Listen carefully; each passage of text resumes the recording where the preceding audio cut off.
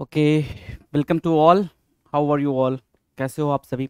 I hope अच्छे होगे, बढ़िया होगे। जितना भी पढ़ाया जा रहा है सब कुछ अच्छे से रिवाइज कर रहे होगे, राइट? अच्छा। कॉन्सेप्ट को एक नहीं, दो नहीं, तीन नहीं, चार चार बार देख रहे होगे। अच्छा। आप ये कहोगे सर एक बार तो देखा नहीं जाता, चार चार बार कैसे? चार चार बार देखना पड़ेगा बच्चे। आपको सीजीएल, सीएचएसएल या फिर कोई भी एक्सवाईजी, कोई भी गवर्नमेंट या फिर कोई भी कॉम्पिटेटिव एग्जाम क्रैक करना है, ठीक है? तो आपकी पोटेंशियल इतनी ज़्यादा होनी चाहिए उस एग्ज़ाम को लेकर कि बाकी जो आपके आपको कम कॉम्पीट करने के लिए 10 to 15 lakhs, ठीक है? सीजीएल में तो भाई 20-20 लाख बच्चे अपियर होते हैं, ठीक है? सीट कितनी आती है बेटा? सीट आती है सर 5 से 7 से 10 से 15 से। पिछली बार आई थी 20,000 प्लस, ठीक है? 20,000 प्लस सीट। अभी जो अनाउंस्ड है, जो टेंटेटिव है बेटा, वो है 8,000, ठीक है? वी डोंट नो कि वो इंक्रीज होगी या डिक्रीज होगी, राइट? ठीक है, हमें नहीं पता है कि बेटा वो इंक्रीज होगी या डिक्रीज होगी। समझ आ रही है बात? तो हमें क्या करना है, हमें उसके हिसाब से तैयारी करनी है कि जो एक पर्टिकुलर सीट है, एक पर्टिकुलर सीट जो है वो हमें ग्रैब हो सके, हम उस सीट के मालिक बन सके, हमें वो जॉब मिल सके। तो उसके लिए आपको कोई भी कॉन्सेप्ट को हल्के में नहीं लेना है भाई। एग्जाम में ऐसा होता है कि प्रैक्टिस नहीं होती है और जो चीज़ आ रही होती है वो भी नहीं हो पाती है, राइट? तो ये हो गई बातचीत भाई। आज हम जो बात करने वाले हैं या फिर जो हमारा सिलसिला चल रहा है बेटा, वो ये चल रहा है कि हम एसएससी के इंग्लिश की बुक को, जो एसएससी में अभी तक आए हुए जितने भी क्वेश्चन है भाई, टीसीएस के पैटर्न पे, लेटेस्ट पैटर्न पे, आपके फरवरी 2023 तक जितने भी क्वेश्चन एसएससी के किसी भी सेगमेंट में, किसी भी एग्जाम में आए हैं बच्चे, उनके कंपाइलेशन को हम क्या कर रहे हैं? सॉल्व कर रहे हैं। क्या कर रहे हैं बेटा? सॉल्व कर रहे हैं, ठीक है? चलो, सोल्यूशन वीडियो बन रहा है भाई ये आपके लिए। आ जाओ। Spot the error, spot the error के क्वेश्चन कर रहे हैं बेटा हम, ठीक है? इस स्पॉट द एरर के सेगमेंट में आपको पता है, आप अपने बुक में देख लोगे तो 700 प्लस क्वेश्चन है। We are dealing with these questions and we have done with 375 questions till now. अभी तक हमने 375 क्वेश्चन के साथ खेल किया है बेटा, है ना? बेसिकली हम क्वेश्चंस के साथ खेलते तो हैं, है ना? आपको भी क्वेश्चंस के साथ खेलना ही है बेटा, और कुछ नहीं करना है। क्वेश्चन के साथ जितना खेलोगे उतना मजा आएगा। आ जाओ, खेलना स्टार्ट करते हैं जी। खेलना स्टार्ट किया, बच्चे ने कहा sir I will join you tomorrow if I will have time. जो सेंटेंस लिखा है आपके सामने क्या बोल रहा है? I will join you tomorrow if, क्या? आई विल हैव टाइम, है ना? सेंटेंस आपने रीड करा, आपको थोड़ा कन्फ्यूजन लगा, मैं आपकी हेल्प करूंगा। क्यों? क्योंकि यहाँ पे नो एरर का सेगमेंट दे रखा है बच्चे, कहीं पे भी नो एरर नहीं है, ठीक है? नो एरर दिया ही नहीं है। अच्छा जी, मतलब एरर है इसमें। आई विल ज्वाइन यू, मैं तुम्हें ज्वाइन करूंगा, राइट? टुमारो, कल, मैं तुम्हें ज्वाइन करूंगा कल, ठीक है? तो ये वाली बात तो फ्यूचर में चली गई। ये वाली बात कहाँ चली गई बेटा? फ्यूचर में चली गई, फ्यूचर क्लॉज, है ना? ठीक है। If I will have time, तो ध्यान से सुनो, इफ क्लॉज है बेटा, इसको बोलते हैं इफ क्लॉज, ठीक है? अच्छा, ये किस लिए होता है सर? कंडीशन दिखाने के लिए होता है, कंडीशन दिखाने के लिए, ठीक है? अच्छा, कंडीशन दिखाने के लिए इफ क्लॉज जब भी आता है, ठीक है? तो इफ क्लॉज प्रेजेंट इंडेफिनिट में अगर आया है तो उसका रिजल्ट किस में बनेगा भाई? फ्यूचर में बनेगा। इफ क्लॉज प्रेजेंट में है तो इसका रिजल्ट किस पे जाएगा? फ्यूचर में जाएगा, ठीक है ना? इसका रिजल्ट, रिजल्ट किस पे जाएगा बेटा? फ्यूचर में जाएगा। सिंपल सी बात है, फ्यूचर में जाएगा, है ना? तो देखो फ्यूचर में जा रहा है या नहीं जा रहा है? कह रहा है if I will have time बोल रहा है, ये तो खुद ही इसको फ्यूचर बना के रखा हुआ है। एरर कहाँ पे भाई? यहीं पर है। क्यों? क्योंकि बोल रहा है if I will have time, यदि मेरे पास टाइम होगा, यदि तुम पढ़ोगे, if you will study hard, ठीक है? मैंने आपको एग्जाम्पल दिया था, दोबारा मैं आपको एग्जाम्पल दिखाता हूँ। क्या क्वेश्चन है? If you will study hard, ठीक है, you will pass the exam, you will pass the exam, this is the what sentence, you will pass the exam बेटा। अब आपको दिख रहा है सर दो क्लॉज है, एक क्लॉज ऊपर वाला, नीचे वाला एक क्लॉज, दोनों मिलके एक सिंगल सेंटेंस बना रहे हैं, ठीक है ना? तो हम बोलते तो यही है ना कि यदि तुम पढ़ोगे तो पास हो जाओगे। तो बेटा पढ़ोगे कब, एक्शन कब होगा, प्रेजेंट में होगा, रिजल्ट उसका कहाँ दिखेगा सर, फ्यूचर में दिखेगा। तो जहाँ रिजल्ट दिखेगा वो तो आएगा आपका फ्यूचर में, लेकिन जो एक्शन प्रेजेंट में होगा उसको हम किस में बनाएंगे बेटा, प्रेजेंट में बनाएंगे, विल नहीं आएगा। अगर यहाँ विल नहीं आया मेरे लाल, तो यहाँ कैसे विल आ गया, यहाँ पर भी विल नहीं आएगा। इफ़ आई हैव टाइम, यदि मेरे पास समय होता है तो मैं तुम्हें कल ज्वाइन करूँगा, बोलो हाँ या ना। ठीक है, मज़ेदार बात है ना। ठीक है, आ जाओ, कहाँ पे गड़बड़ है सर, आई विल ज्वाइन नहीं, आई हैव, विल हैव। ठीक है, 376 के बी में एरर है, 376 के बी में एरर है बच्चे। चले स्टार्ट करें, आगे चले, आ जाओ। क्वेश्चन नंबर 377, 377, 377 राइट, 377 और 377, जिस भी लैंग्वेज में आपको समझ आए वो सारी बातें मैंने बोल दी। क्या कह रहा है भाई, यू लुक वेरी टायर्ड, तुम बहुत टायर्ड दिखते हो, you would go to bed now.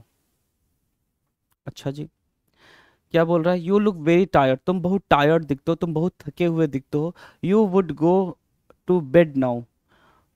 जो मोडाल वुड यहाँ पे यूज हो रहा है बेटा ना, ये मोडाल वुड नहीं आना था यहाँ पे। अगर आप किसी को सजेशन देते हो ना, आप क्या कर रहे हो इस सेंटेंस के थ्रू, सजेस्ट कर रहे हो ना, सजेशन प्रोवाइड कर रहे हो आप, ठीक है, सजेशन दे रहे हो। सजेशन देने के लिए आप किसका यूज करते हो बेटा, आप शुड का यूज करते हो, ना कि वुड का यूज करते हो। किसका यूज करते हो बेटा, modal should will be use to suggest, to advise, to suggest, right. ठीक है, मोडाल शुड क्या होगा भाई, यूज होगा सजेशन देने के लिए। तो यहाँ पे वुड में एरर है बेटा, वुड नहीं आना था। क्या बोल रहा है, तुम थके दिखते हो, तुम थके दिखते हो, तुम्हें क्या करना चाहिए, आराम करना चाहिए, तुम्हें बेड पे जाना चाहिए। तो आप क्या करो, सजेशन दे रहे हो तो सर शुड यूज करोगे ना, राइट। सजेशन देने के लिए आप हमेशा शुड का यूज करते हो। तो 377 के सी में एरर है सर, 377 के सी में एरर है। आ जाओ 378, क्वेश्चन नंबर 378 बेटा आपकी नज़र के सामने है जी, बताएं। 378, 378, the reason for my absence from the office was because I was ill. ये एक बहुत ही महत्वपूर्ण कॉन्सेप्ट है, it is an important concept for you, right. Try to focus on that particular sentence and try to figure out the options, and then you will get the answer, right? Please do it, do it, right?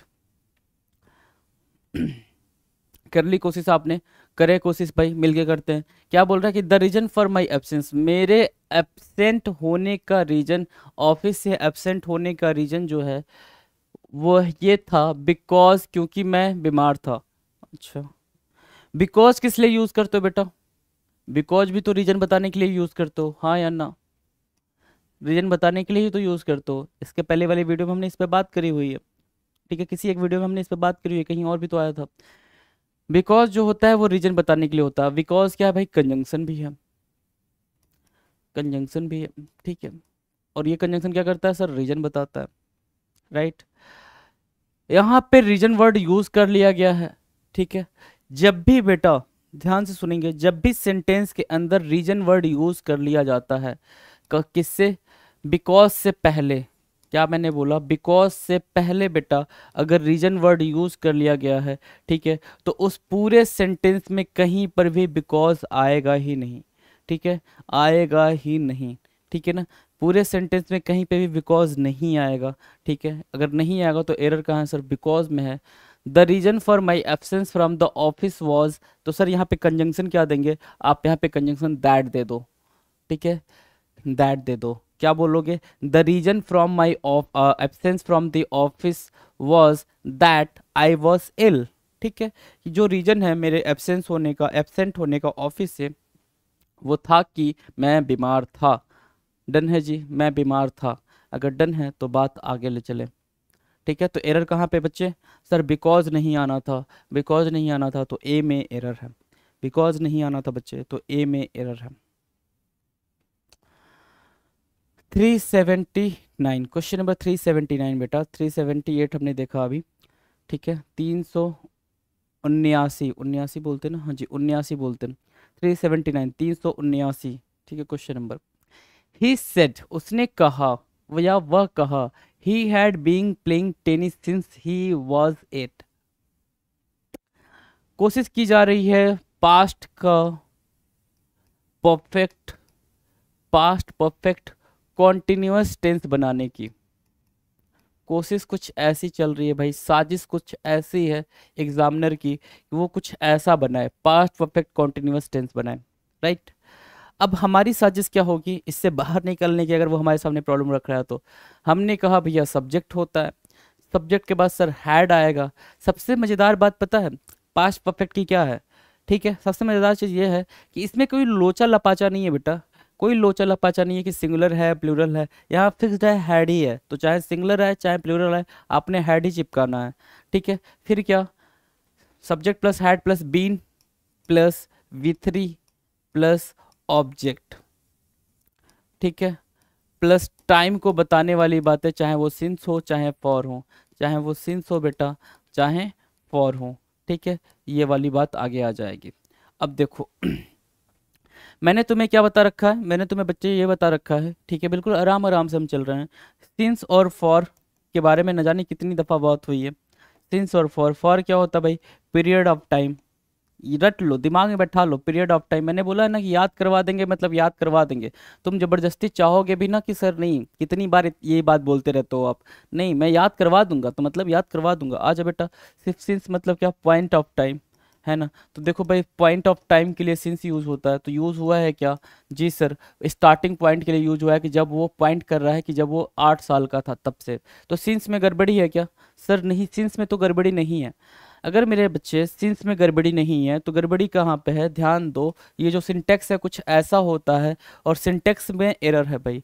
क्या sir had के बाद, sorry had के बाद being use करा है, being नहीं आएगा, being तो सर पैसिव वॉइस के अंदर आता है, बीइंग बेटा पैसिव वॉइस के अंदर आता है, देख लो, हाँ बीइंग बेटा पैसिव वॉइस के अंदर आता है, पैसिव वॉइस नहीं बन रहा है, ये एक्टिव वॉइस का सेंटेंस है। एक्टिव वॉइस का सिंटेक्स ये रहा आपके सामने। जो भी हम टेंस के अंदर, ठीक है, जो भी हम टेंस के अंदर चीज़ें पढ़ते हैं वो सारे के सारे एक्टिव वॉइस में पढ़ते हैं, अनटिल एंड अनलेस कि आपने पैसिव वॉइस इंट्रोड्यूस ना करा हो, राइट, ठीक है।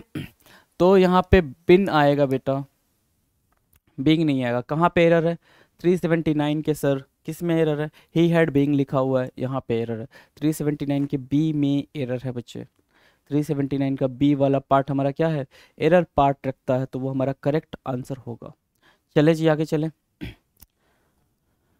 चलो जी 380, क्वेश्चन नंबर 380 आपके सामने है बेटा, सभी के सामने है, जरा ट्राई करेंगे जी। कह रहा है कि the little baby cried loudly to a new toy. कोशिश करो, इसके पहले वाले वीडियो में मैंने एक कहानी सुनाई थी, कहानी इन द सेंस एक भाई बात थी, दिल से निकली थी, आप मेरे दिल से निकली थी, आपके दिल तक पहुंची थी भाई, है ना। अब मुझे वो शायरी ही नहीं याद आ रही है कि जो मेरे दिल से निकली थी आपके दिल तक पहुंची थी जी। कोई नहीं, अगर जब कभी आप देखें इस वीडियो को तो कमेंट में करके बताएं कि क्या शायरी थी, मेरे दिमाग से वो बात निकल गई जी। कोई नहीं आ जाओ। The little baby cried loudly to a new toy, right, the little baby cried loudly, छोटे बच्चे ने, छोटा बेबी जो है वो तेज तेज चिल्ला रहा था, किस चीज़ के लिए भाई, किस चीज़ के लिए, नए टॉय के लिए। टू अ न्यू टॉय नहीं आना था बच्चे, यहाँ पे फॉर होगा, फॉर और न्यू टॉय, एक नए टॉय, एक नए खिलौने के लिए यूज होगा, है ना। और आपको पता है कि ये वाला कितना सिंपल एग्जाम्पल था, कितना सिंपल क्वेश्चन था, है ना। आ जाओ, कहाँ पे दिक्कत है सर, 380 के बी में ही दिक्कत है, बिल्कुल सिंपल सा क्वेश्चन आपके सामने था ये, राइट। चलो जी आ जाओ, आगे आ जाओ। 381, 381 बेटा, don't you think this bag is too big to carried. ध्यान से देखो जरा, ढूंढो ढूंढो रे बालमा ढूंढो, आंसर ढूंढो। डोंट यू थिंक, क्या तुम नहीं सोचते हो कि जो ये बैग है वो too big, too big, big मतलब बिग किसके लिए आया बेटा, बिग आया है सर बैग के लिए। बैग क्या है सर, नाउन है, नाउन है, ठीक है। बिग क्या हो गया सर, एडजेक्टिव हो गया, ठीक है। तो ये टू का क्या काम है सर, एडवर्ब का। देखो भैया सारा तुमने वो कर दिया, पोस्टमार्टम कर दिया, हर एक वर्ड की पार्ट्स ऑफ स्पीच तुमने लिख दी। अच्छा टू क्या है सर, 2+V1 होता है, 2+V1 होता है सर, 2+V1 होता है। और हमारे सामने दिख रहा है 2+V3 या V2, तो इसको हटाएंगे और कैरी में चेंज करेंगे, टू कैरी होगा बेटा, है ना। समझ आई बात, ठीक है। कहाँ पे कहाँ पे कहाँ पे कहाँ पे कैरिड कहाँ लिखा है? 381 के ए में एरर है। आ जाओ। देखो सबसे आराम से आप चल रहे हो, सबसे आराम से इसलिए चल रहे हो कि लॉजिक दिमाग में बैठ जाए। 382 क्वेश्चन नंबर 382 बेटा, my sister prefers tea than coffee in the afternoon after lunch. हैं, सॉरी, अच्छा जी, my sister prefers tea than coffee in the afternoon after lunch. अब आपके सामने एग्जामिनर ने क्या फेंका? जाल फेंका, ताकि आप जाओ फंस, है ना? क्या लिख के? आफ्टरनून आफ्टर लंच, है ना? ये एग्जामिनर का जाल था कि क्या आप इसमें फंस रहे हो। तो भाई देखते हैं फंसते हो या नहीं फंसते हो। मेरे बच्चे आप फंसोगे नहीं, मुझे पता है, क्योंकि आप बिल्कुल बेहतरीन लेवल से पढ़ रहे हो। क्या? देखो कुछ वर्ड्स के साथ कुछ प्रीपोजिशन फिक्स्ड होते हैं, कुछ वर्ड के साथ कुछ प्रीपोजिशन क्या होते हैं मेरे लाल? फिक्स्ड होते हैं, है ना? जैसे मैंने आपको एक वीडियो में बता रखा है कि आई ओ आर, जो भी वर्ड आई ओ आर पे एंड होते हैं ना मेरे बच्चे, उसके लिए जो प्रीपोजिशन आती है वो आती है टू। ये पढ़ा हुआ है तुमने? ठीक है, पढ़ा हुआ है ना? ठीक है, सेम वही प्रेफर की अगर बात करोगे, प्रेफर हो या फिर प्रेफरेबल हो, प्रेफरेबल हो, मैं दोनों बता रहा हूँ आपके लिए, प्रेफर हो या फिर प्रेफरेबल हो, इन दोनों के लिए आप क्या प्रीपोजिशन यूज करोगे? सर टू को यूज करेंगे इन दोनों के लिए। इन दोनों के लिए क्या यूज होगा बेटा? टू यूज होगा, टू प्रीपोजिशन यूज होगी, टू एंड टू, राइट? ठीक है, देखो एग्जामिनर ने क्या गलती करी? माय सिस्टर प्रेफर्स टी, मेरी सिस्टर जो है वो प्रेफर करती है टी, ठीक है, देन कॉफी। नहीं भाई, टी टू कॉफी, क्या? टी टू कॉफी, ठीक है ना? अच्छा, कितने लोग भाई टी पसंद करते हैं? आई ऑल्सो लाइक टी, है ना? भाई कॉफी में क्या ही रखा है ना? कॉफी वॉफी मज़ा नहीं देती, जो चाय मज़ा दे देती, चाय तो इश्क है हमारा बेटा। आ जाओ, tea to coffee in the afternoon after lunch, ठीक है, कहीं कोई दिक्कत नहीं। प्रेफर आएगा तो भी टू लगाओगे, प्रेफरेबल आएगा तो भी टू लगाओगे, ठीक है? ये फिक्स्ड वाले प्रेपोजिशन है, ये मैं आपको याद करवा दूंगा। डन। तो एरर सर किस में है? सर एरर आपका जहां पर देन लिखा होगा वहां पर एरर है।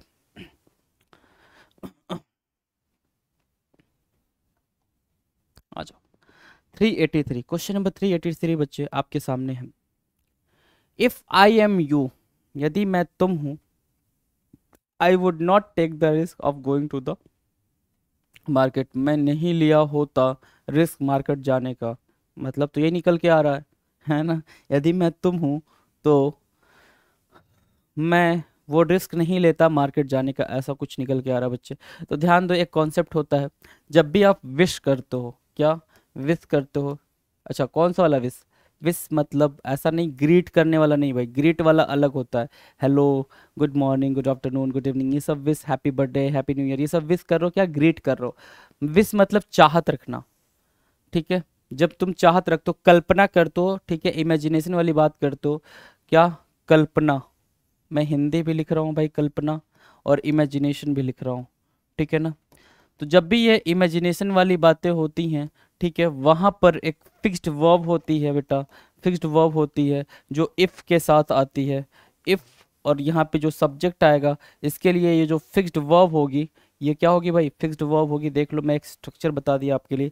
इफ़ प्लस सब्जेक्ट प्लस जो ये फिक्स्ड वर्ब होगी, वो क्या होगी? वर होगी। चाहे आप ही ले लो, चाहे आप आई ले लो, चाहे आप यू ले लो सब्जेक्ट की जगह पे। मैंने क्या बोला? चाहे आप आई ले लो, चाहे यू ले लो, चाहे ही ले लो सब्जेक्ट की जगह पे, जो वर्ब है वो फिक्स्ड है भाई, वर ही होगी, ठीक है ना?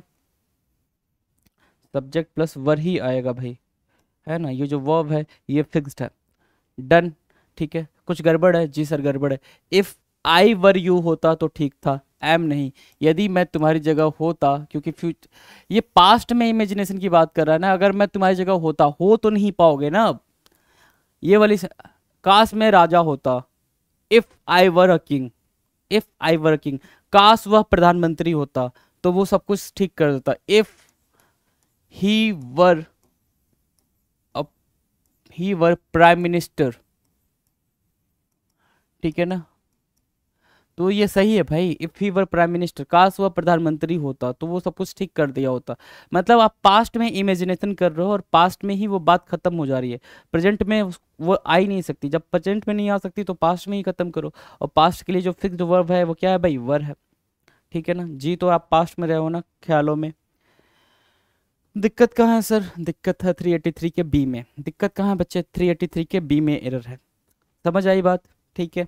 अच्छा, इनको डेप्थ में कर लोगे ग्रामर के अंदर।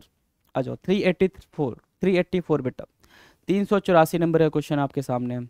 This is the place here Sudhir found the wallet full of money. ऐसा ही कुछ लिखा है, हाँ जी। This is the place here Sudhir found the wallet full of money. यह वही प्लेस है जहां सुधीर ने फाउंड किया था या सुधीर को मिला था क्या, वॉलेट पैसों से भरा हुआ। ये मतलब निकल के आ रहा है और एग्जामिनर भी कुछ ऐसा ही बताना चाह रहा है। सेंस निकल के आ रहा है जहां का। ठीक है, जहां के लिए जो इंग्लिश होती है बेटा वो होती है वेयर, और आपने यहाँ पे लगा रखा है सर हियर, और हियर की इंग्लिश हिंदी होती है सर यहाँ। ठीक है ना, यहाँ का सेंस भी नहीं बन रहा है। क्या बोल रहा है, बन रहा है बेटा, this is the place where. ठीक है ना, यह वही प्लेस है जहाँ। ठीक है ना, यह वही प्लेस है यहाँ, ये नहीं बनेगा, बात कंट्राडिक्टरी हो जाएगी। यह वही प्लेस है यहाँ नहीं बनेगा, जहाँ बनेगा। जहाँ बनेगा तो जहाँ को है तेरा आसरा, आजा भाई क्या, वेयर।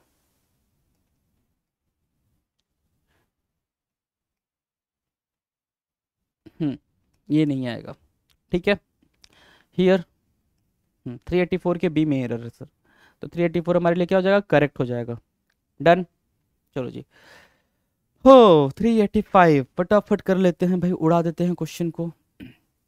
उड़ा दो भाई, क्वेश्चन को उड़ा दो। क्या बोल रहा है भाई, ऑल दो वी टुक ऑल प्रिकॉशंस, हालांकि हम सब ने सारे प्रिकॉशंस लिए, सारे मतलब जो मतलब केयरफुलनेस था वो सब कुछ लिए, but we were unable to avoid getting caught in the heavy rain. लेकिन हम क्या हो गए भाई, अपने आप को बचा नहीं पाए उस बारिश में, उस भारी बारिश में, भारी बरसात में आने में, या भारी बरसात में फंसने में हम खुद को बचा नहीं पाए। ठीक है भाई, ऑल दो से सेंटेंस स्टार्ट किया है, कहीं कोई दिक्कत नहीं है जी, आ जाए। एरर है क्योंकि नो एरर का ऑप्शन भी नहीं है। अच्छा, बच्चा बोल रहा है कि सर नो एरर होता है तो भी एरर होता है। जी बिल्कुल होता है, तब आप नो एरर होता है तो फिर थोड़ा सा वैसा देखते हो, है ना, कि ठीक है चलो अगर नो एरर नहीं भी बनेगा तो नो एरर हो जाएगा। लेकिन जब नो एरर का सेगमेंट ही नहीं दिया है बच्चे, तो फिर आप बिल्कुल केयरफुल होकर देखते हो कि अच्छा जी ढूंढ लेते हैं, एरर तो ढूंढना ही पड़ेगा। तो ऑल दो वी टुक ऑल प्रिकॉशंस, ठीक है। अच्छा, ये यहाँ तक कवर किया, बट अच्छा to avoid getting cot, 2 + V1 ठीक है यहाँ तक। इन the heavy rain, in the heavy rain ये भी ठीक है। तो वी वर अनेबल हम असमर्थ थे, ये भी ठीक है।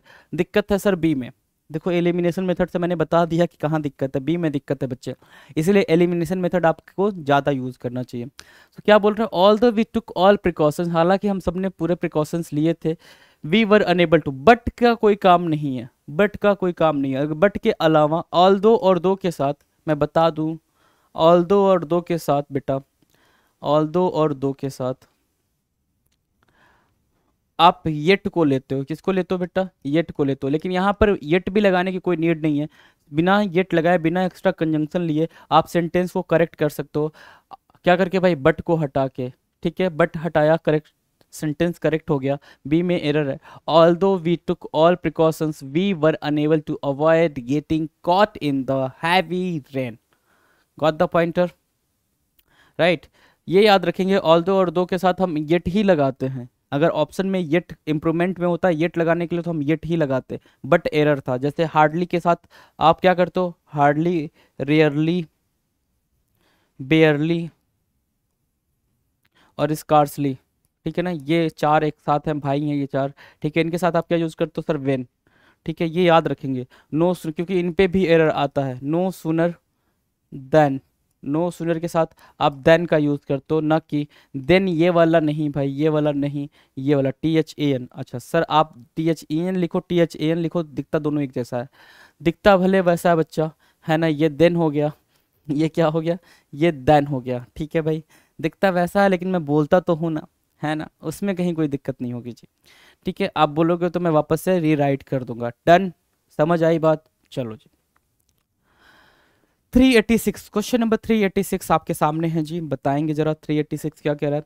आई एम श्योर, मैं श्योर हूं, that I found the place without any difficulty when I go next time.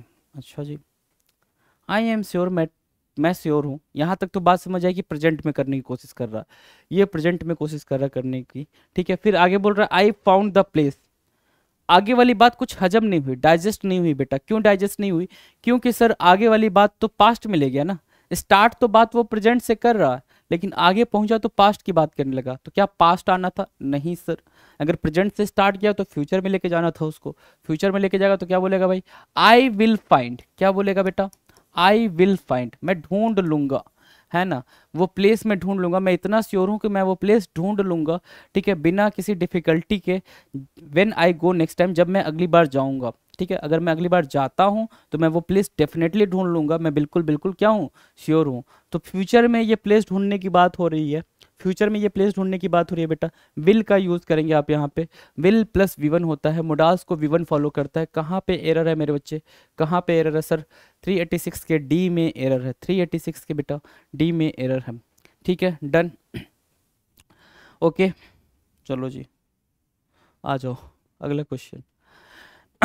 अगला क्वेश्चन रीड करें, क्या कह रहा है। As soon the ceremony was over the champions would walk in a majestic procession. ठीक है भाई। As soon the ceremony was over, तो एक फ्रेज होता है बेटा एज सुन के लिए, ठीक है। As plus positive degree plus as, ठीक है ना। As plus positive degree plus as, ये पूरा का पूरा फ्रेज यूज किया जाता है जैसे कोई काम खत्म हो रहा हो या जल्दबाजी में हो रहा हो या जैसे भी, ठीक है। तो पॉजिटिव डिग्री में क्या यूज करा है उसने? सून यूज करा है, ठीक है। यस सर ये तो ठीक है, लेकिन इसके बाद जो इसका भाई है वो भी तो आना था, एज भी तो आना था। क्या आया है? नहीं सर, नहीं आया है। तो क्या करेंगे मेरे बच्चे? एज सुन एज, जैसे ही, जिसका मतलब पूरा ये होता है जो ही या जैसे ही। इस पूरे फ्रेज का मतलब क्या होगा? जो ही, क्या होगा बच्चे? जो ही या फिर जैसे ही, जैसे ही, ठीक है ना। ये मतलब हुआ इस पूरे फ्रेज का, right. As soon as the ceremony was over, जैसे ही या जो ही सेरेमनी ओवर होती है, खत्म होती है, ठीक है ना, ऐसा, ठीक है। डन। कहाँ पे एरर है सर? ए में एरर है, 387 के ए में एरर है। चलो जी आ जाओ, अगला क्वेश्चन है। By the way, by the way, will you taught me how to speak in English, right? By the way, will you taught me how to speak in English? ठीक है। बाय द वे का मतलब होता है चलो ठीक है, ये बताओ कि क्या तुम मुझे इंग्लिश सिखा सकोगे, है ना। क्या तुम मुझे इंग्लिश सिखा सकोगे, कि मतलब how to speak in English, English में बात कैसे करें ये सिखा सकोगे, है ना। बात फ्यूचर के लिए कर रहा है, आप देख रहे हो विल भी यूज हुआ है मेरे बच्चे, विल भी यूज हुआ है। अगर विल यूज होता है बेटा, विल क्या है सर? सर मोडाल्स है। विल क्या है? गलती से भी इसको हेल्पिंग वर्ब नहीं मान के चलेंगे जी, मोडाल्स है। क्यों हेल्पिंग वर्ब एग्जैक्टली नहीं बोल सकते? क्योंकि हेल्पिंग वर्ब की एक कहानी है, ठीक है, जो हमने आपको सुनानी है। सुन लो जरा, हेल्पिंग वर्ब की अपनी एक कहानी है बेटा। हेल्पिंग वर्ब क्या होता है? ये दोनों तरीके से एक्ट करता है। हेल्पिंग वर्ब में आपके क्या फेमस है भाई? Sir is, am, are, was, were, was, were, ठीक है, एटसेट्रा लगा लेते हैं आगे, एटसेट्रा लगा लेते हैं, ठीक है। ये आपके हेल्पिंग वर्ब हो गए, राइट। अब इनकी कहानी क्या है कि सर ये हेल्पिंग वर्ब की तरह भी यूज होते हैं और मेन वर्ब की तरह भी यूज होते हैं। हेल्पिंग वर्ब की तरह भी यूज होते हैं, मेन वर्ब की तरह भी यूज होते हैं। इसलिए हम इनको हेल्पिंग वर्ब अलग से कैटेगराइज करते हैं, प्राइमरी हेल्पिंग वर्ब बोलते हैं।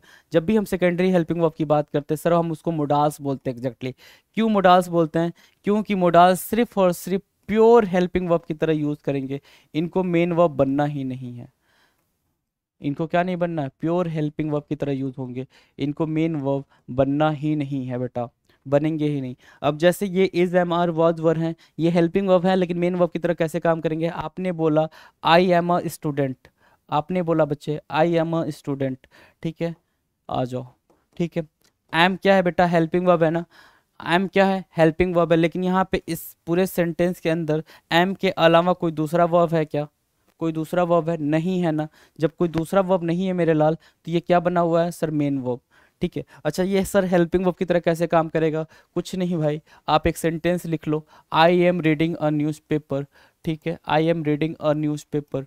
आप देखोगे कि न्यूज़पेपर्स जो रीड करने की बात की जा रही है, रीडिंग जो है वो आपका मेन वर्ब दिख रहा है, एम क्या हो गया बच्चे? हेल्पिंग वर्ब दिख रहा है आपको। Right, done. समझ आया कि हेल्पिंग वर्ब मेन वर्ब और हेल्पिंग वर्ब की तरह कैसे काम करता है? ठीक है, दोनों तरीके से मैंने काम करवा दिया वहां पे।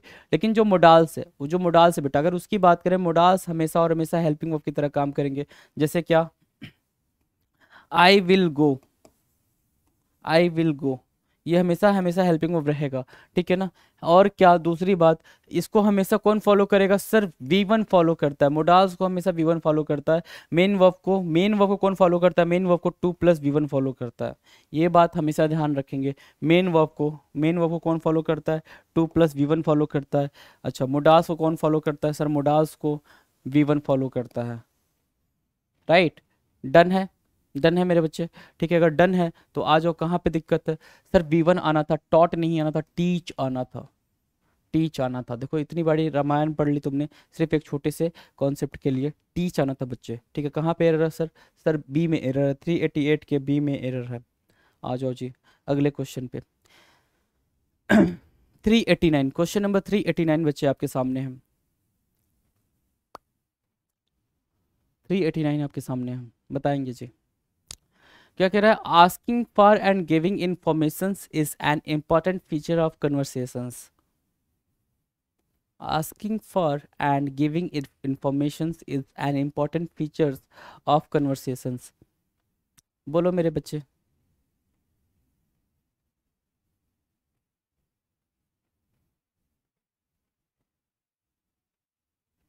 आ जाओ, ठीक है, बताते हैं, बताते हैं भाई।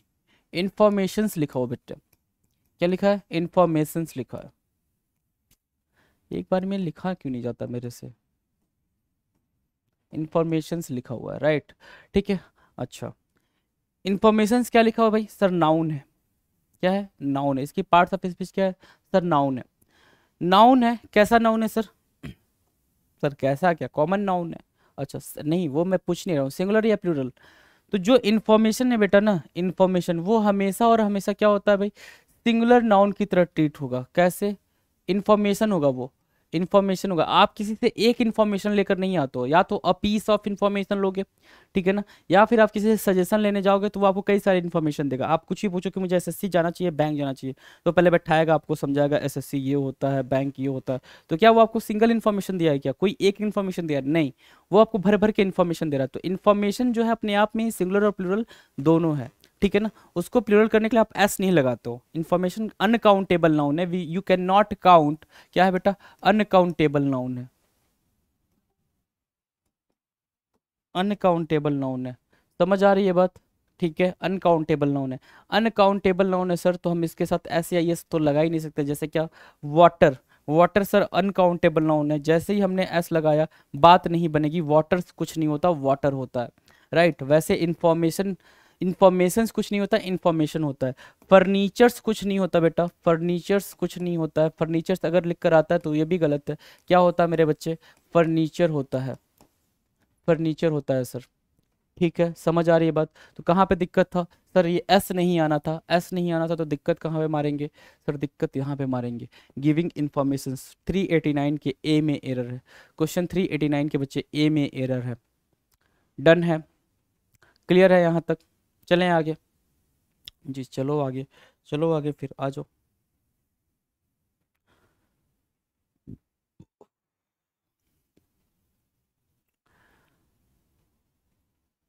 माई फादर, नेक्स्ट क्वेश्चन है 390। My father made me do, sorry, my father made me to do the French grammar exercise again and again. देखो भाई, पापा भी बोल रहे हैं कि बार बार काम करो, कि बार बार ग्रामर सीखोगे तो चीज़ें आप बेहतरीन कर सकते हो। पापा को भी पता है ये बात, वही बात पापा बच्चे से कह रहे हैं, राइट। और वही बात मैं आपसे कह रहा हूँ, जितनी दफ़ा आप वीडियोज़ को देखोगे, लगातार देखोगे, ठीक है ना। चलो मैं मानता हूँ कि आप टैलेंटेड हो, है ना, टैलेंटेड हो, इसमें कहीं कोई दिक्कत नहीं है। मैं बचपन से ये मानते हुए आया हूँ कि जितने बच्चे कॉम्पिटिटिव एग्जाम या फिर जितनी जिसके भी एग्जाम की तैयारी करते हैं, अगर मैं जब से पढ़ा रहा हूँ पिछले 7-8 साल से, तो मैं यही मानता हूँ कि जो भी बच्चा है उसको सब आता है। क्यों? क्योंकि एसएससी का एग्जाम आप या तो 12th के बाद देने जाते हो या फिर ग्रेजुएशन के बाद देते हो। सीजीएल होगा तो ग्रेजुएशन के बाद दोगे, सीएचएसएल या एमटीएस होगा तो एमटीएस तो 10th के बाद देते हो, सीएचएसएल आप 12th के बाद देते हो, राइट? ठीक है। तो ये जो भी एग्जाम होते हैं आपने बेसिक पढ़ रखा है, जो ग्रामर होती है भाई 10th लेवल की वो आप पढ़ रखो। तो मतलब ऐसा कुछ भी आप यहाँ नहीं पढ़ते हो, noun pronoun, parts of speech या सेंटेंस अरेंजमेंट वगैरह कुछ भी ऐसा नहीं पढ़ते हो जो आपने बचपन में कभी नहीं पढ़ा है बच्चे, राइट? समझ आ रही है बात?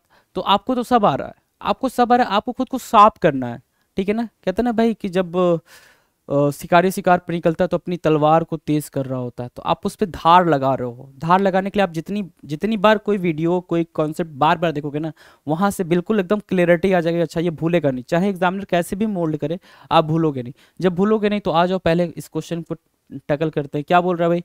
मेड मी टू डू, क्या made me to do? Made me positive verb होता है ये, ठीक है ना? मेड मी, मेड के साथ कभी भी आप टू का यूज नहीं करते हो जब भी पॉजिटिव वर्ब की बात करें, पॉजिटिव वर्ब, ठीक है?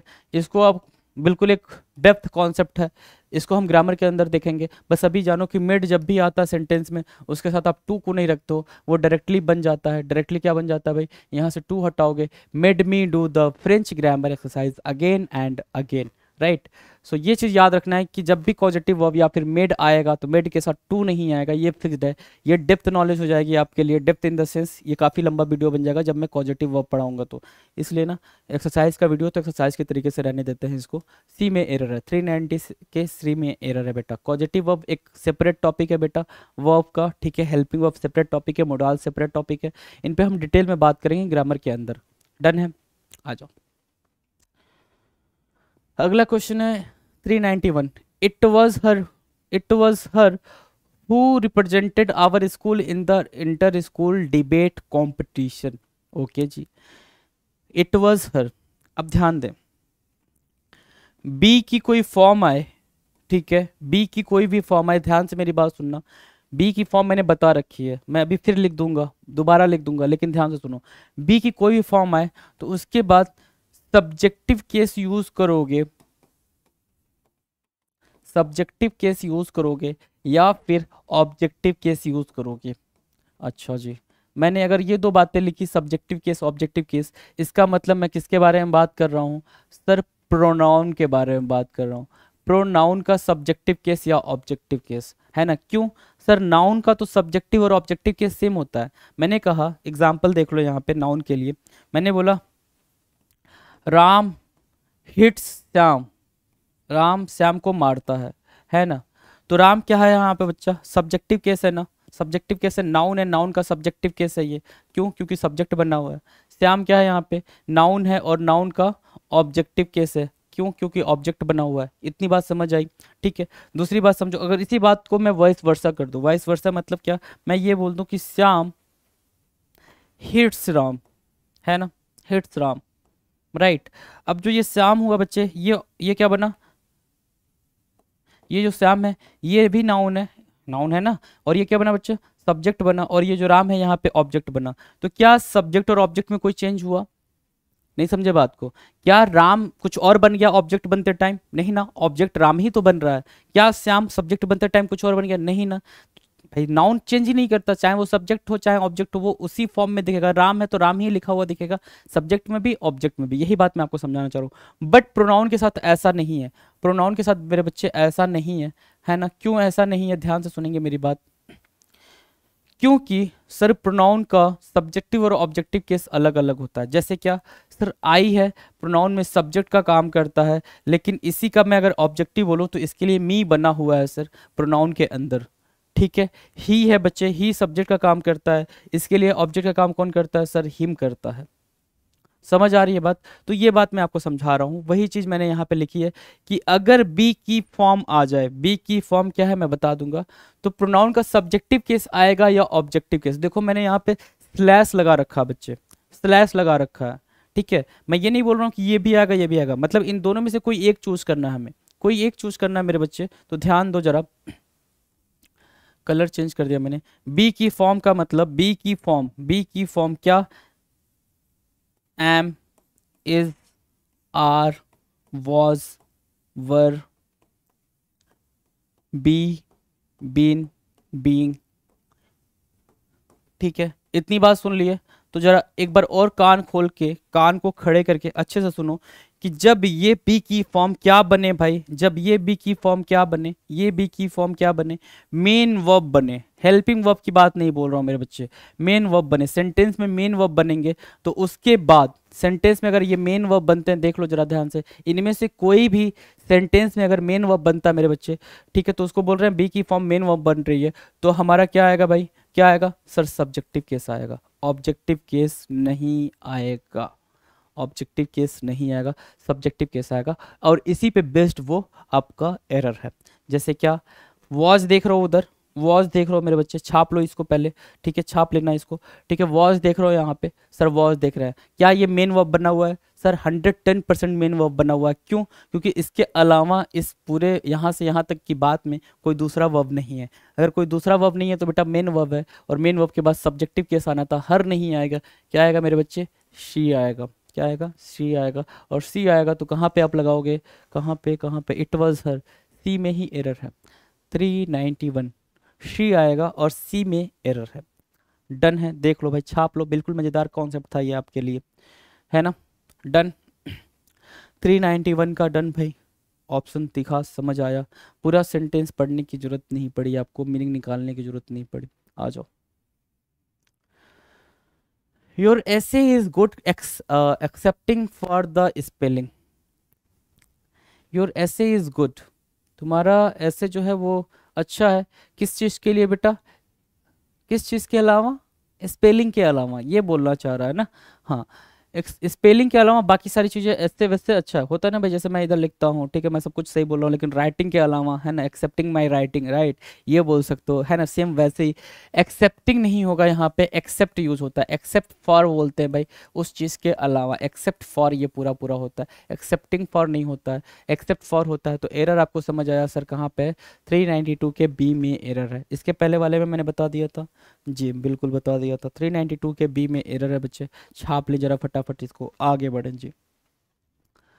393, they could be pass their exams if they studied hard. They could be pass their exams, वे अपना एग्जाम पास कर सकते थे, ठीक है, if they study at hard, अगर उन्होंने ठीक से पढ़ाई करी होती, इफ, और अगर उन्होंने कठिन पढ़ाई करी होती।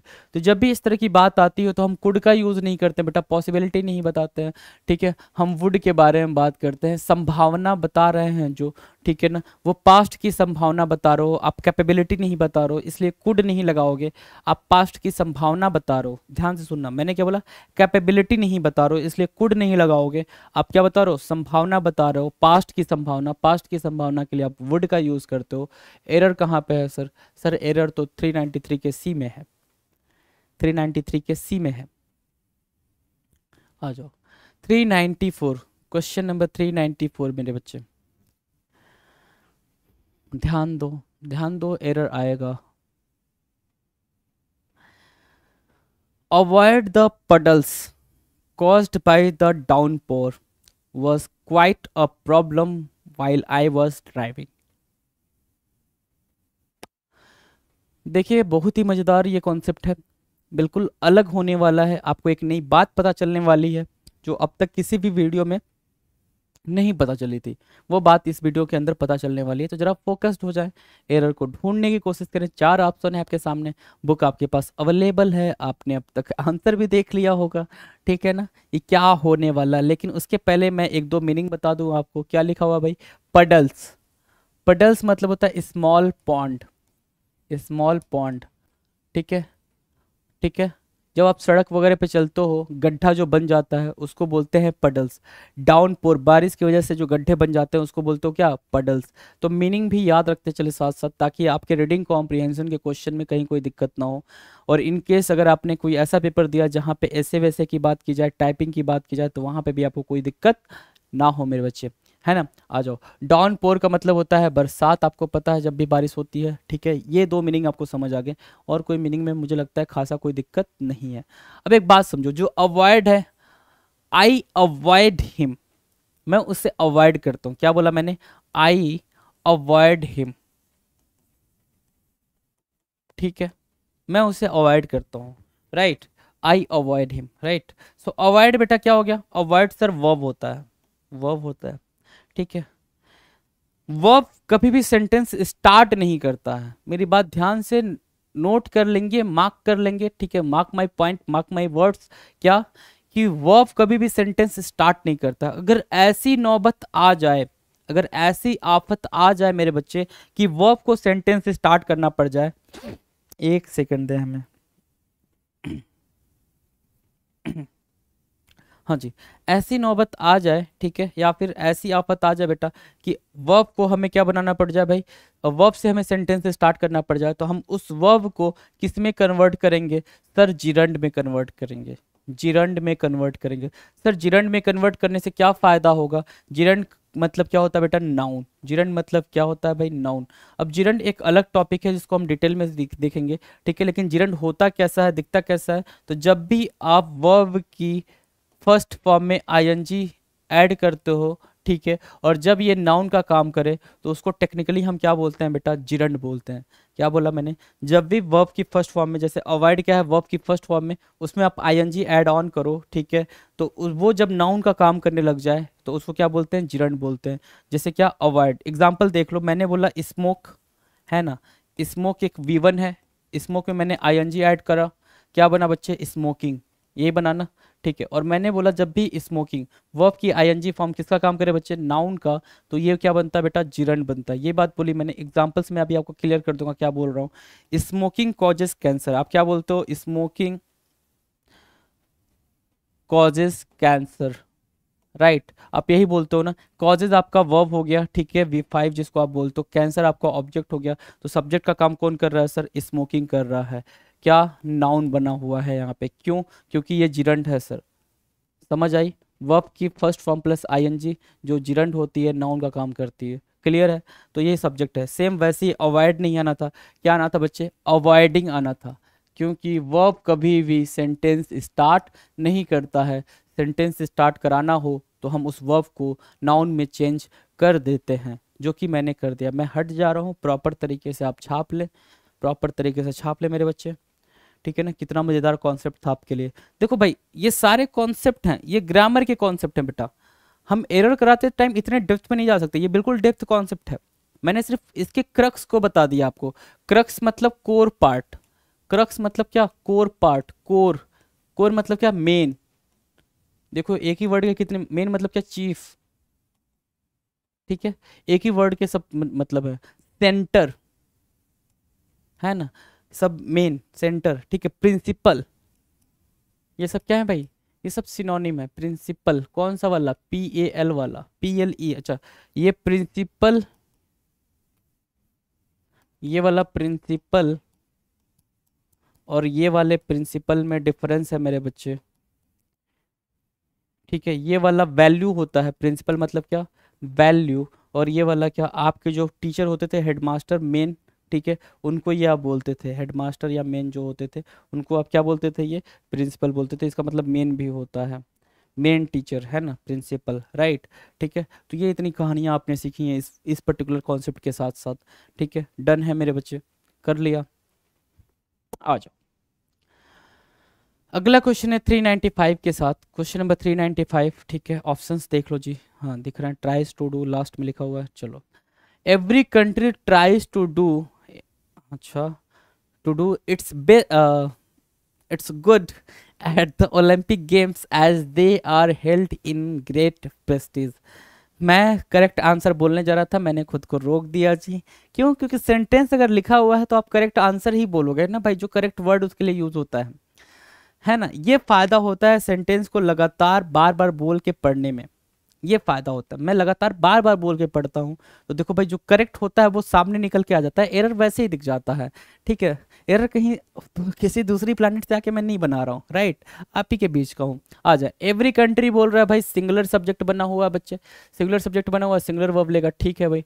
एवरी कंट्रीज टू डू, ठीक है, हर एक कंट्री को क्या करना चाहता है, क्या करना चाहता है भाई, अपना अच्छा देना चाहता है। कहाँ पे भाई, at the Olympic games, specific game की बात कर रहा है भाई, as they are held in great prestige, ठीक है ना। अब बात ये हो रही है कि जब हर कोई अपना बेहतर देना चाहता है। देखो, आप अपने एग्जाम में, एसएससी के एग्जाम में अपना बेस्ट देना चाहते हो ना, ठीक है। आप गुड तो नहीं देना चाहते हो ना, बेटर नहीं देना चाहते हो, क्या देते हो, बेस्ट देते हो। तो जब आप अपने एग्जाम में बेस्ट देते हो, तो ये भी तो अपने एग्जाम में क्या देंगे भाई, बेस्ट ही तो देंगे ना। इट्स बेस्ट या इट्स द बेस्ट, ठीक है। इट्स बेस्ट बोलेंगे, इट्स द बेस्ट बोलेंगे at the Olympic games as they are held in great prestige. समझ आई बात? कितनी सिंपल सी बात थी कि अगर आप इसको पढ़ते हो तो आपको समझ आता है कि ऑप्शन सी हमारा करेक्ट ऑप्शन है, जहां पर एरर दे रखा है बच्चे, है ना। ठीक है, लग रहा था कितना डिफिकल्ट सा क्वेश्चन, है ना, लेकिन डिफिकल्ट सा है नहीं। क्वेश्चन नंबर 396 जी, 396 हैं जी मेरे बच्चे, 396। क्वेश्चन नंबर 396 क्या कह रहा है, the man was enjoyed the view from his terrace. जो मैन था वो इंजॉय कर रहा था टेरेस से अपने व्यू को, सॉरी अपने व्यू को नहीं, अपने टेरेस से व्यू को, राइट। हाँ जी, ठीक है। अब बताओ, तुम खुद ही बता रहे हो कि कंटिन्यूअस के फॉर्म में चल रहा है, कंटिन्यूअस के फॉर्म में चल रहा है, और यहाँ ये वॉज और इंजॉयड पैसिव बनाने की कोशिश की जा रही है, जबरदस्ती का पैसिव बना रहा है एग्जामिनर। एग्जामिनर आपको बच्चा समझ लिया है, इसको चैलेंज तो करो, बच्चा समझ रहा है आपको, आ जाओ बेटा करेक्ट करो इसको। वॉज इंजॉइंग होगा ना मेरे बच्चे, इंजॉइंग होगा, वो इंजॉय कर रहा है ना, इंजॉइंग होगा, इंजॉय कर रहा है बच्चे वो, ठीक है। The man was enjoying the view from his terrace, man enjoy कर रहा था अपने टेरेस से व्यू को, जो नज़ारा था वहां पे। कहते हैं ना भाई, सी फेसिंग मैंने बिल्डिंग ली है, अपार्टमेंट लिया है मुंबई के जुहू में, है ना, तो जो वो सी फेसिंग है वही व्यू है भाई ये, ठीक है। इंजॉइंग होगा, कहाँ पे एरर है सर, सर वॉच इंजॉयड नहीं होना था, 396 के सी में एरर है। डन, चलो अगला 396, अच्छा 396 था ना ये, हाँ सॉरी 397। क्वेश्चन नंबर 397 बच्चे, जूडी, देखो जूडी है भाई, नेम है, नेम तो नेम ही होता है। Judy solve the difficult problem by her own without any one's help. Try करेंगे जी, कोशिश करेंगे आप अपना आंसर फिगर आउट करने के लिए, हैं जी, कोशिश करेंगे आंसर फिगर आउट करेंगे जी। पानी पी लेने दीजिए।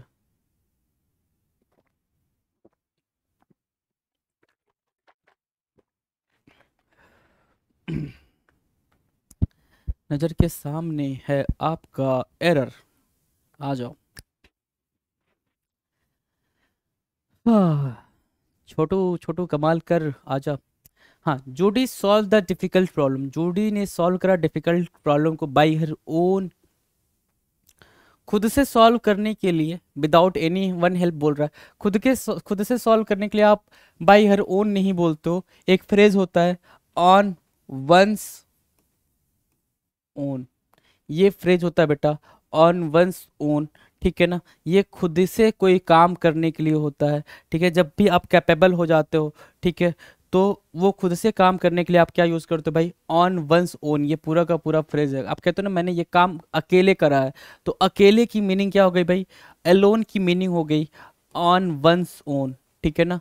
तो यहाँ पे बाई हर ऑन हट जाएगा, क्या होगा, Judy solve the difficult problem on one's own without any one's help.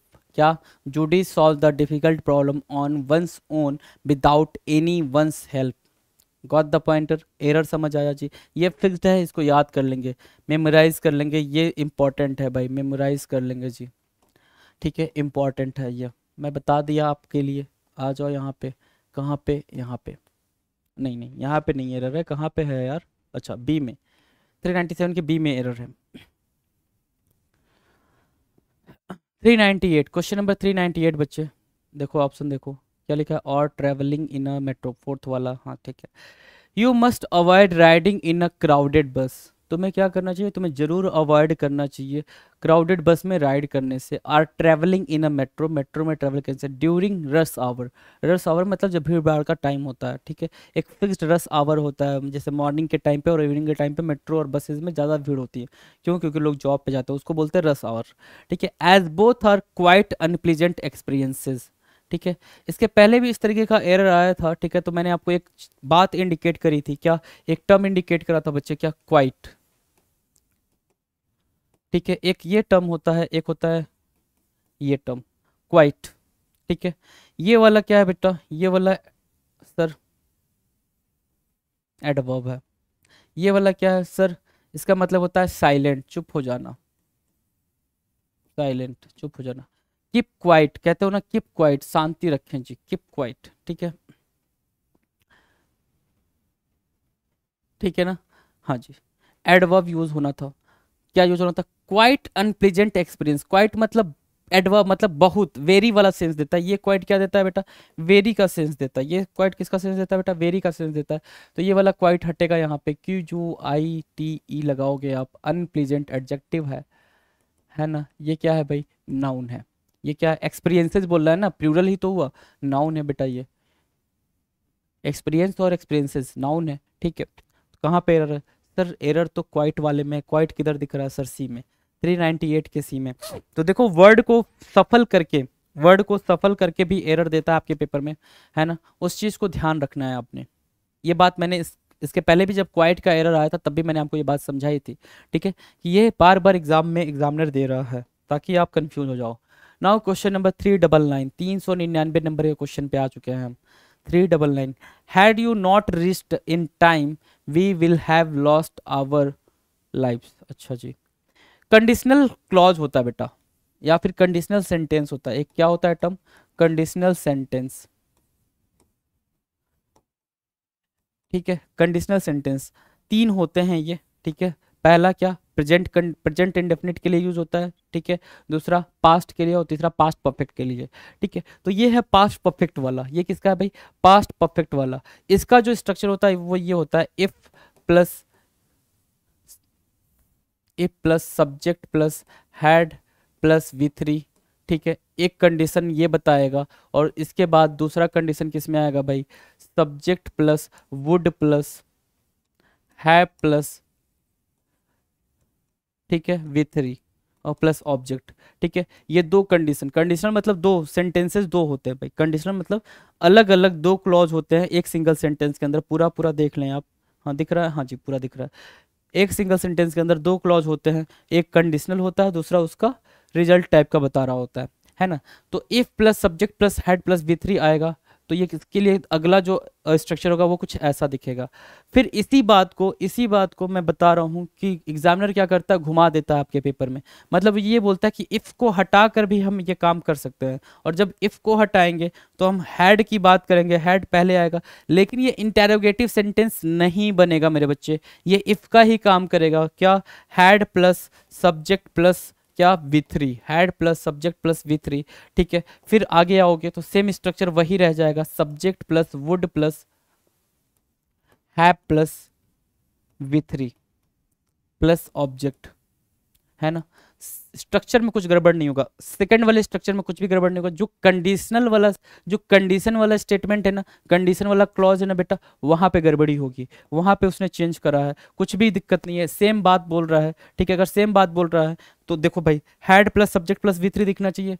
Had plus subject plus V3 दिख रहा है जी सर, दिख रहा है, ठीक है।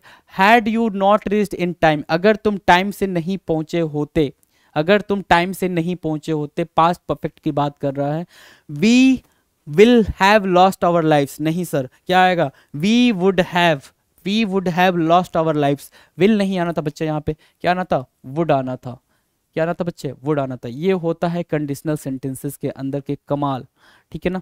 तो इस कमाल को हम यहाँ पे दोहराते हैं किसके साथ भाई, ठीक है भाई। दोनों ये स्ट्रक्चर सेम है भाई, दोनों स्ट्रक्चर सेम है। एक में इफ लगाता तो हैड हेल्पिंग वर्ब की तरह काम करता, दूसरी जगह ये हैड हेल्पिंग वर्ब नहीं बन रहा बेटा, इन्वर्जन बोलते हैं इसको। क्या बोलते हैं, इन्वर्जन, जोड़ देने के लिए इन्वर्जन बोलते हैं इस कॉन्सेप्ट को। हम कॉन्सेप्ट को अच्छे से करेंगे जब ग्रामर करेंगे तो बिल्कुल डिटेल में करेंगे। इन्वर्जन बोलते हैं जब आपका हेल्पिंग वर्ब पहले आ जाए, सब्जेक्ट बाद में आए, दैट इज कॉल्ड इन्वर्जन, ठीक है। जब आप सफल कर देते हो वर्ड्स को, क्लियर है। एरर कहाँ पे सर, डी वाले में, 399 के डी में एरर है, 399 के डी में एरर है मेरे बच्चे, 399 के डी में एरर है। आ जाओ जरा फटाफट, ठीक है। हमने टच कर लिया 400 नंबर के क्वेश्चन को, 400, ठीक है। 400 के क्वेश्चन को हमने 400 नंबर के क्वेश्चन को टच कर लिया है, ठीक है। आ जाए जी, the wood cutter fled, sorry felled बोलेंगे इसको, felled some trees with hardly many effort at all. Okay जी, अब इस बात को भी समझ लेते हैं, क्या बात बोल रही है बेटा, ये सेंटेंस क्या बात बोल रहा है ना, इस बात को भी समझ लेते हैं। आ जाओ। The wood cutter, would cutter मतलब वुड काटने वाला। फेलेड, फेलेड की मीनिंग क्या होती है सर? फेलेड मतलब होता है to cut a tree, to cut a tree, tree को काटना, ठीक है ना, ठीक है। जब ट्री कट जाएगा तो गिर जाएगा, वही बात बोल रहा है। The wood cutter felled some trees, wood cutter ने कुछ ट्रीज को काट दिए, ठीक है। विद हार्डली, हार्डली क्या होता है सर? रेयरली, मुश्किल से, है ना। हार्डली मतलब मुश्किल, सॉरी हार्डी मैंने लिख दिया, हार्डी संधू, हार्डली बोलना था भाई, है ना, हार्डली, ठीक है। हार्डली मतलब होता है मुश्किल से, उसको बहुत ज़्यादा दिक्कत नहीं, मुश्किल से, है ना। मेनी एफर्ट एट ऑल, मुश्किल से बहुत एफर्ट लगा के नहीं, कंट्राडिक्ट हो गई बात। मेनी एफर्ट एट ऑल तो नहीं होना था, ठीक है ना, क्या होना था वो आपने बताना है जी।